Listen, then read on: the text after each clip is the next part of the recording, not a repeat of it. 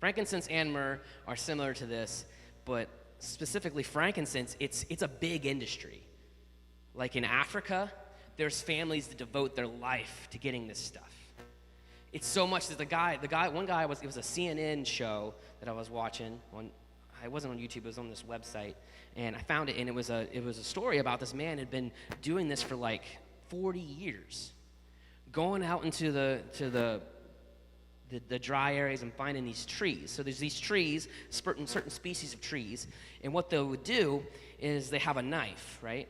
It kind of looks like a spatula. I mean, like if you're chipping paint or something, kind of like that.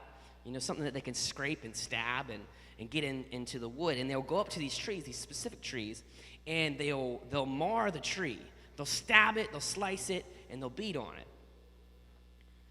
And a little bit of ooze will come out of that tree. Like, ever seen a pine tree and it pusses? It has that sap. It has a sap to it. Well, these trees have a sap inside them, and the only way to get to them is to stab them, to wound them, to break them open, and then it oozes out. But they can't take it yet, okay? The first time it comes out like this white texture, right?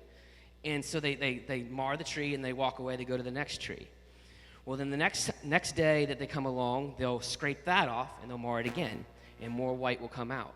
It takes about 3 times, from what I read and watching the videos, for this frankincense jelly, oozy stuff to come out of it and to be usable, because then it has like this orangish, yellowish kind of tint to it. And then they can take that and they can do whatever they do to synthesize it and put it into perfumes and oils and anything that has a smelling sensation to it. And actually, frankincense in some circumstances can have like health benefits, I guess.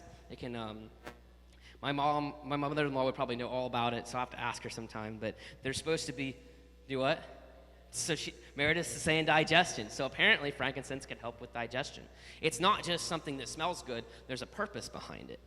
And so, when we read last week, I believe it was in Matthew, of how these wise men came to bring gifts to Jesus. They brought gold, but then they also brought frankincense. And so there's this idea of giving at this time of year. And why would they give frankincense? And I'm all over the place this morning, so I apologize. But why is frankincense such an important gift when we talk about it metaphorically about Jesus? I think, and this is just my interpretation, what I get out of it, I think that the importance of the gift of frankincense is to understand that your marring and your beating leads to somebody else's healing down the road. Okay? Jesus' marring, his beating. Think about Jesus being represented as this tree. So Jesus was bruised, he was beaten, he was whipped, he was pierced, and through all this came the healing that we get to live in day to day, the power that we get to live in. If there's no cross, then there can't be a grave.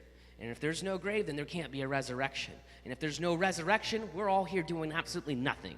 We're just silly, stupid people following a fake God. But when that tree is marred the first time, I feel like it represents the battles that Jesus went through and the opportunity he had to fight back and be evil about it. I mean, we think that Jesus went through like that first 30 years where he wasn't in his ministry. You don't think that he had a broken heart. You don't think that some of his family members got sick. I guarantee there's 30 years. A lot happens in 30 years. And Jesus didn't even start his ministry until about 30 years. And I think his ministry was only like 2 years long. Everything we read about was about 2 years. So all of these things happen to Jesus, and he gets marred and marred and marred and marred and beaten, and it all ends in his death. He has friends that betray him. He has people that talk bad about him behind his back, about Jesus is fake, Jesus is this, maybe he's doing all of this power by the devil. People talking about him behind his back. And I'm guaranteed there's people in this room, because it's happened to me too, where people talk about you, and it's like they're taking a knife, and they're going up to you, and they're just digging in and puncturing you and hurting you. And the enemy sends these things your way. He allows these things he comes at you because the enemy's goal is to seek and destroy. Okay? He wants to seek and destroy you. I don't know where you're at in your life, but the devil doesn't like that you're in this building right now. He don't like that you came to church and you're listening to God's word. He hates that. It's a battle. But when you take a step and you start to listen to what God has to say, you're going to realize that these attacks that have come against you can lead to something good down the road.